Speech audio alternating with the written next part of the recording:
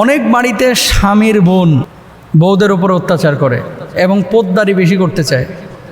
ননদ যাদেরকে সম্ভবত বলা হয় ননদ। স্বামীর বোন, আপনার আলাদা হক আছে, এই বাড়িতে স্পেস আছে, আপনার জায়গা আছে, এর মানে এই না যে আরেকজনের ওপরে আপনি জুলুম করবেন, এটা কিন্তু উচিত না। স্বামীর বোন, স্বামীর ভাই, দেবর, ননদ, এরা ওই বাড়ির একটা পার্ট।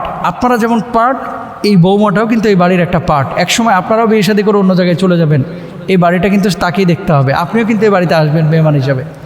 আমি যে কথাটা বলতে যাচ্ছি, কুল্লুকুম রাইন ওয়া কুল্লুকুম মাসউলুন আন রাইয়াতিহি, আমরা প্রত্যেকেই কিন্তু দায়িত্বশীল।